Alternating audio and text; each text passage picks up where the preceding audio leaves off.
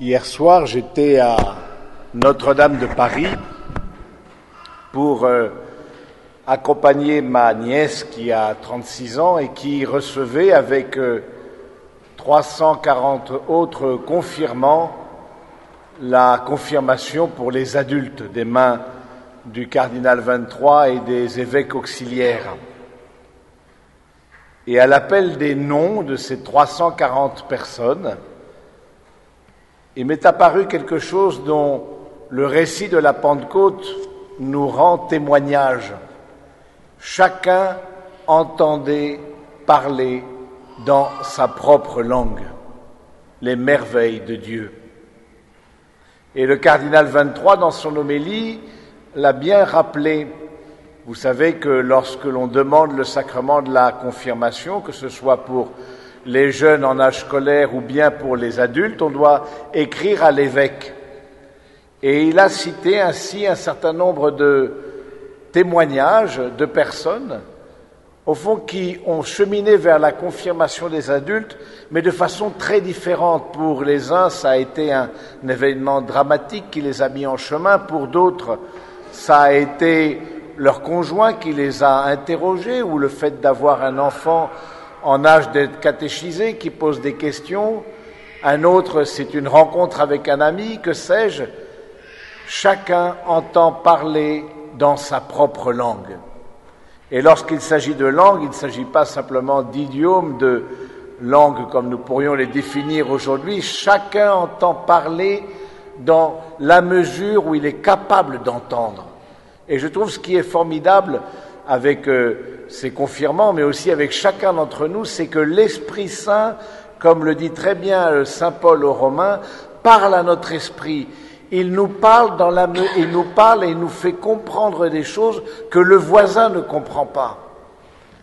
Et une des lettres que le cardinal 23 avait reçues a dit la chose suivante. Au fond, je demande ce sacrement de la confirmation parce que je passe de spectateur à acteur. J'étais spectateur dans la tradition catholique, une famille vraiment qui, traditionnellement allait à l'église, mais je trouvais ça bien. Mais je ne me sentais pas vraiment concerné. Et à un moment donné, il y a l'esprit, et là c'est l'acte de l'Esprit Saint qui parle vraiment au cœur de la personne, selon ce que la personne peut comprendre, qui lui a dit, mais et si c'était pour moi ce que je voyais chaque dimanche, et cette église qui se construit autour de moi, que je trouve belle, elle fait des belles choses, elle s'occupe des personnes peut-être en fragilité, elle offre un lieu de prière, etc. Mais cette église, est-ce qu'au fond, elle n'a pas besoin de moi pour que je sois aussi acteur? Et je trouve ça très beau de voir que le Saint-Esprit, alors que nous-mêmes, nous avons une parole humaine et dans les accompagnements que l'on peut faire comme prêtre, quand des personnes nous demandent un accompagnement spirituel, on a des paroles, etc., mais on demande vraiment au Saint-Esprit que ces paroles-là soient comprises dans la mesure où l'autre peut les comprendre. C'est là où quelque part, il n'y a que le Saint-Esprit qui rejoint l'autre à la manière dont l'autre peut être rejoint. Et Benoît XVI, quand il était encore le cardinal Ratzinger, un journaliste lui posait la question mais au fond, combien y a-t-il de chemin pour aller vers Dieu? Un petit peu, une question comme ça, un peu difficile aussi, puis certainement un peu retors, et en disant, il n'y en a qu'une, certainement il va dire, c'est l'Église catholique. Et le cardinal Ratzinger, avec l'intelligence et la finesse d'esprit qu'on lui connaît, a répondu autant que de personnes. Autant que de personnes. Ça veut dire aussi que dans notre Église, il y a un chemin pour chacun et chacun a son chemin. Et que l'Esprit de Dieu conduit les uns et les autres à la manière que l'on ne soupçonne même pas. Et c'est très encourageant en même temps. Parce que c'est l'Esprit de Dieu qui conduit l'Église. C'est l'Esprit de Dieu qui nous conduit chacun. Et l'Église, c'est pas une assemblée de clones où tout le monde penserait pareil, tout le monde aurait les mêmes convictions, tout le monde. Bien sûr, il y a un socle qui est le credo, le socle de notre foi. Mais à l'intérieur de ce socle de notre foi, on voit bien toute une variété de sensibilités, certains plus attirés vers les réalités sociales, d'autres vers les réalités spirituelles et liturgiques, d'autres vers l'enseignement. Et on voit bien à l'intérieur même de cette pratique catholique qu'il n'y a pas une seule manière d'être catholique, il n'y a pas une seule manière d'être chrétien. Pour commencer, il y a 4 évangiles. Et je trouve ça très important que, peut-être plus dans nos temps, où on sent qu'il y a une forme de rigidification parfois ou de côté un peu identitaire, que l'on puisse invoquer le Saint-Esprit justement pour accueillir cette différence. Le Saint-Esprit, c'est ça, c'est celui qui nous fait accueillir la différence. Que l'autre, s'il est un frère, une sœur dans la foi, il a aussi vocation à cheminer vers Dieu à la manière dont Dieu le conduit. Et c'est toujours difficile d'accueillir la différence, parce qu'on aimerait bien que l'autre soit à mon image et ressemblance. On aimerait bien que, au fond, voilà, on pense tous pareil, on dise tous pareil.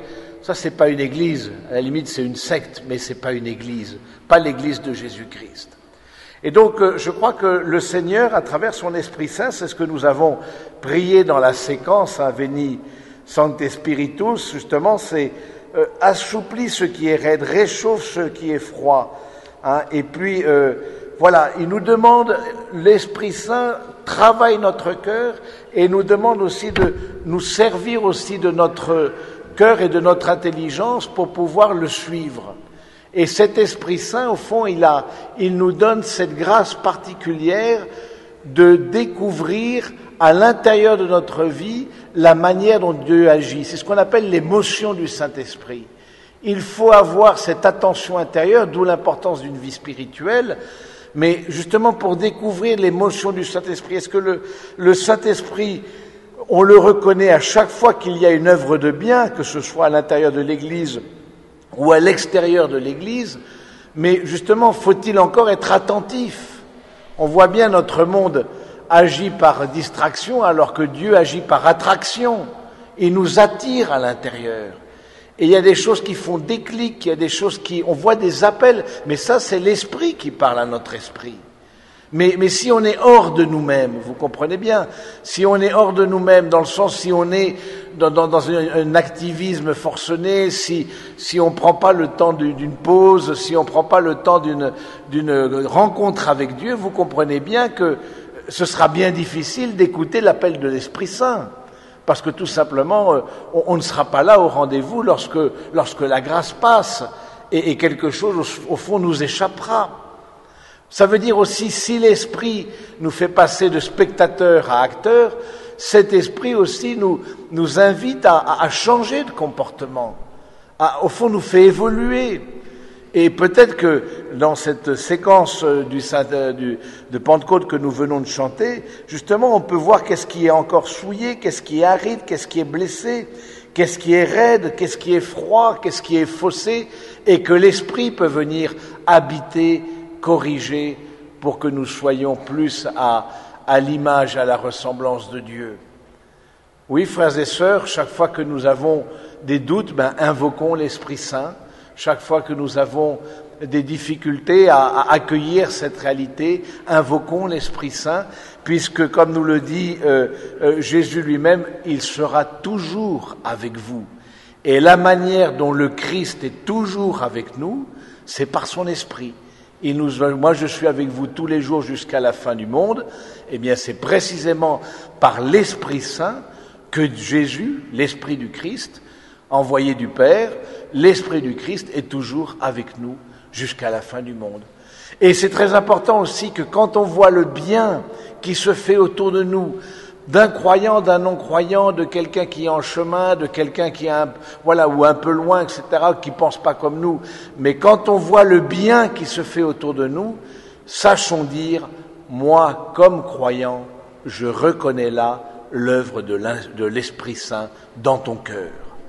C'est très important ça, parce que du coup, ça fait comprendre à la personne que quand elle agit dans le sens du bien, dans le sens de la communion, et l'Esprit Saint est communion du Père et du Fils, eh bien il y a quelque chose de Dieu qui habite en elle. Et de fait, il n'y aurait pas de conversion, de baptême d'adulte, si le Saint-Esprit ne travaillait pas à la manière d'un ferment le cœur des hommes et des femmes, leur intelligence, pour qu'ils se dirigent vers le baptême. Il n'y aurait pas de conversion possible. Donc nous croyons à un esprit aussi qui habite le cœur de ceux qui n'ont pas encore reçu le baptême, mais qui agissent pour le bien. Et l'Église, de ce point de vue-là, et surtout avec le Concile Vatican II, a insisté sur le fait qu'il y a même des semences du Verbe dans d'autres religions. Dans ce qu'elles peuvent proposer de bon et de bien pour l'humanité, nous reconnaissons des semences du Verbe, le Verbe qui est le Christ, l'envoyé du Père. C'est-à-dire, nous reconnaissons l'œuvre de l'Esprit Saint aussi dans d'autres religions. Vous voyez, c'est là où... N'enfermons pas, justement, n'enfermons pas l'esprit. N'éteignez pas l'esprit. N'éteignez pas l'esprit. Parce que justement, il y a parfois et dans ce temps qui est un temps charnière que nous vivons, un temps de transition au plan technologique, au plan sociétal, au plan où on voit bien qu'il y a un monde qui part et on n'a pas encore la claire vision du monde à venir. Dans ces moments charnières, il y a toujours le risque d'une rigidification. Il y a toujours le risque, parce qu'on a peur. Et ce qui est le plus opposé à l'amour, c'est-à-dire à l'Esprit Saint, c'est précisément la peur.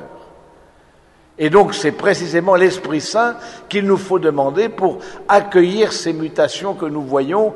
Certaines nous les approuvons, ou d'autres nous les subissons plus qu'autre chose. Mais bon, c'est ce monde-là. Et nous croyons que ce monde est dans les mains de Dieu.